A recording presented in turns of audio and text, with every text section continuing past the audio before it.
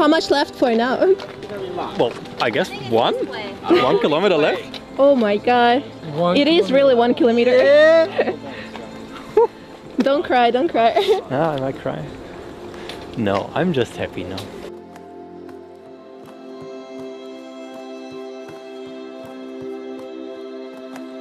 After 45 days, I'm totally in love with the country. No, honestly, like a couple of days ago, I thought I could imagine living here. Maybe not forever, because I really like Europe, but for a while, definitely. And it sounds so cheesy, and it's true for many countries that, oh, they are so friendly. But I would really say that Taiwan puts it on the next level. In which sense? People not only try to help, they were actually helpful. Aloha guys! So now I'm on the way to meet a crazy, insane guy. His name is Julian, and guess what he did? He crossed Taiwan from the south to the north by walking. It took him 45 days and he crossed high mountains. This is unbelievable. Once I heard the story, I was like, okay, have to meet with him, get to know about this insane journey. Today it's his final day. He's going to Fuguay Lighthouse and I'm meeting him right now somewhere in Yaminshan in the mountains. I thought the map was broken, so I was like trying to text you. I stopped the trekking. Oh really? Hi! Hey, nice meeting you. Nice to meet you. I'm so cool. Finally meeting you in person. Let me see your legs. Okay. You alright? Yeah, I'm pretty good. Good? Yeah, we just realized it's 8 kilometers left, which is the last percent.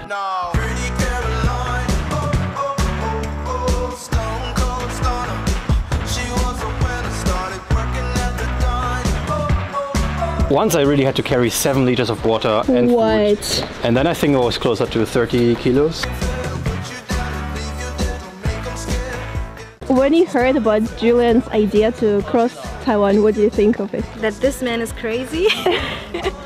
And it's a nice idea actually. Use this way to discover Taiwan. It's an inspiration. I want to do stuff like that too. For most of Taiwanese people, we are always busy with our job and we don't have freedom or time to do the thing we want to do, so I just very curious about him. I think it's very good and I envy him.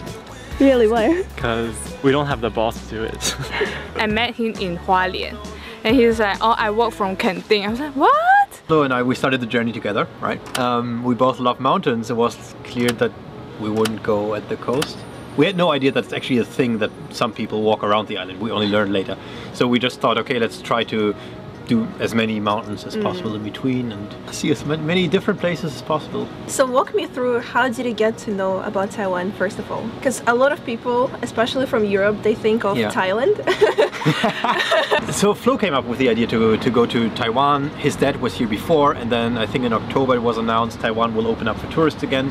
So he said, okay, let's go to Taiwan. And at first I was like, nah, not really on my list. I was more like, I don't know, it was more adventurous countries on the first side, like Nepal, Cambodia, and so on. I think one aspect was also you don't really know how the pressure, the tension with China will end up at some point.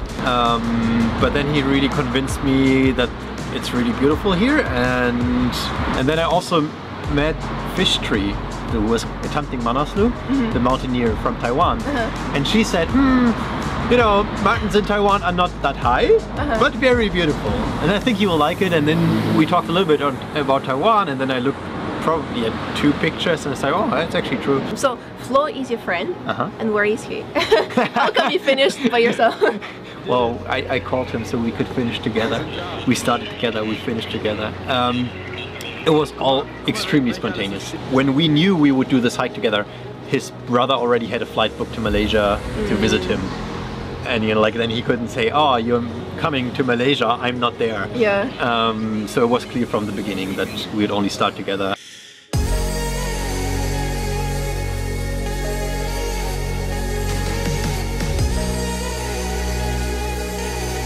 It's getting darker.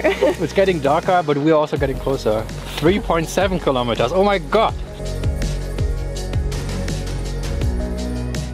How long did it take you to plan the route in Taiwan? Because I remember... Until last night. Until last night. this initial route, the draft, we posted into several hiking groups on Facebook. And this is where all the feedback came in, and also a lot of feedback that told us this will be impossible to do. Actually, that was my thought too when I saw your post on one of the Facebook groups. I was like, okay, those two guys are pretty crazy. They're trying to cross Taiwan like through the high mountains, and it was in winter, the coldest months. Taiwanese mountains are kind of tricky because they look solid, but a lot of times the rock slides or like the soil is not that strong, so it just like falls. Yeah, and earthquakes. Yeah. That's true. Many landslides, but I knew that from many other countries. Like Nepal, that was only walking over super huge landslides where we had like rocks like this falling in front of us. With kind of that in my mind, okay, I don't think it will be a lot worse than this, and it wasn't. I think most of the things people told us up front we expected. There was some negativity, but also a lot of very, very detailed posts. Like some people really, I guess, hours to look into our route and tell us, look, at this particular section you need a different permit. Here you can't walk. And this is also why we adapted the route the whole time. And I would also say probably the people who criticized the most were also the most helpful in the end. Oh really? Yeah. So then we had longer discussions and private messages, and they were super responsive. I think to many I look quite lost. Maybe this is also why I got so much help. That's a good point. You just need to look lost, right, when you're traveling. Yeah, look as if I'm in need. Lost and cute. I think most people thought I'm hiking around the island. So I mean, I don't speak Mandarin, but often I got this. Yeah. So then I tried to learn how to say 我在台湾徒步800公里. They always ask like coast, Huayan, and so on. No, Shan, mountain.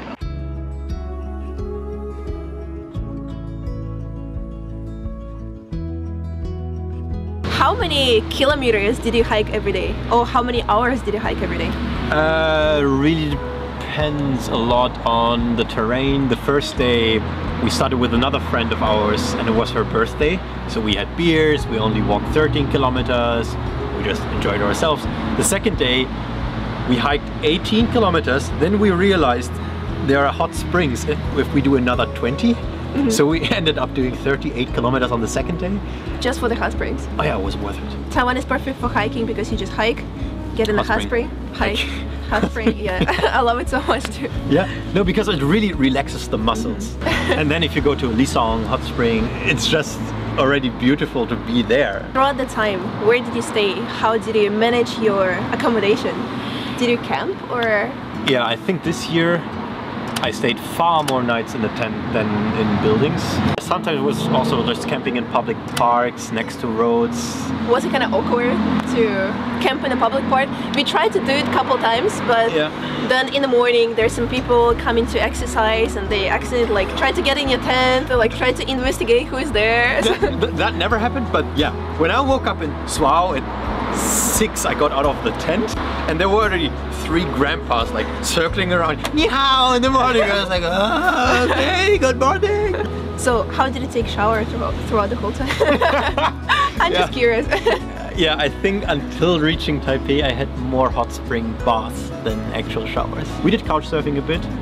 We tried Tinder. Did it work? It would have worked actually. First it was this kind of Tinder conversation with, oh yeah, we can have a drink, but I don't know if I can host you guys, I don't know you. I know this is a very weird Tinder conversation, but maybe you've heard of couch surfing. Here's my profile, there are like 50 references. And then she replied, oh, I'm also on couch surfing, you can stay at my place. Okay. From this Tinder conversation to oh, couch surfing, you're very welcome.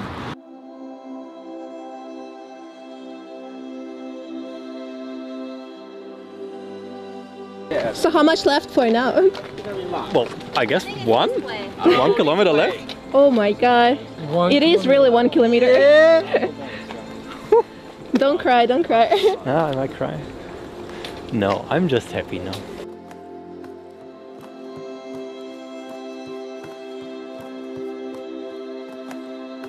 We didn't make it the easy way. So, how far do we have to go? Technically, if the lighthouse is open. Right inside. You go inside? On the right hand side? I think all the way in front. Whoa, whoa. Check this out. Oh my god, what's that? What does that say? Course complete. Ooh! Congratulations! Woo! You made it!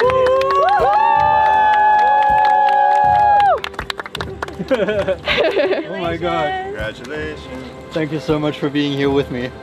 It means a lot to me, honestly, that so many people came today. You did it. Wir sind da.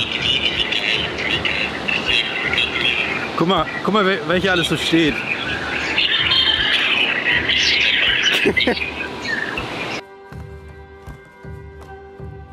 Good job! Let me give a hug. Thanks for being here. Thanks for being here. It's okay. Thank you so much. Thanks. Well done. Thank you. I'm sweaty, but you have to go.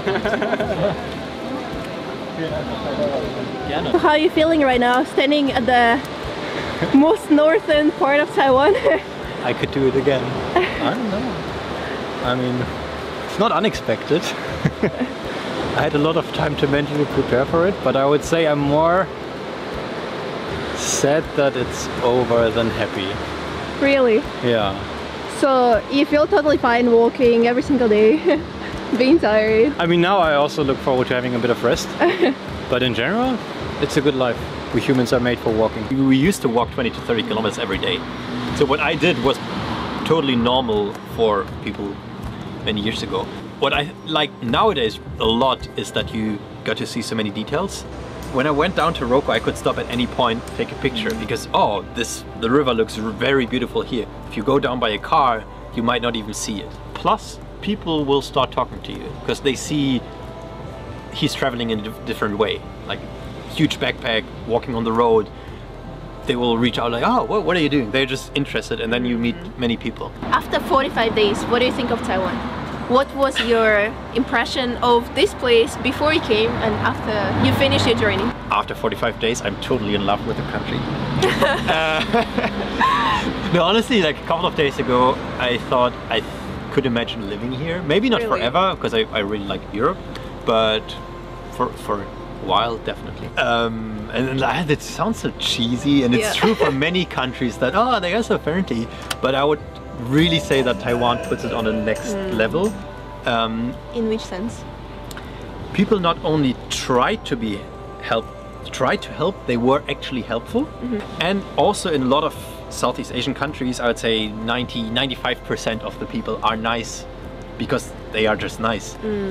But a certain percent just, they see a white rich guy, they want my money.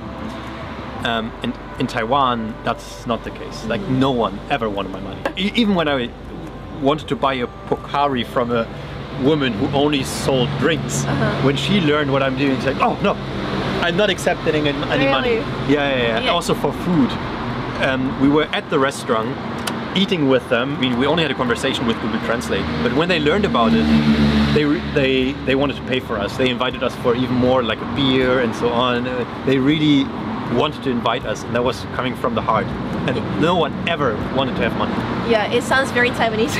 Yeah, People are always like super welcoming. Yeah. Sometimes they even give you food during the hike, right? Yeah, whole time. Also the nature, the landscapes. But you could go diving, you could go cycling, surfing, climbing, paragliding. Basically all in one day. Everything, right? All in one day. Yeah, that's amazing. So, thank you so much guys for watching the video, and subscribe to our channel and see Julian somewhere in Taiwan. Thanks, Taiwan. Okay, thank you guys, bye bye. Bye.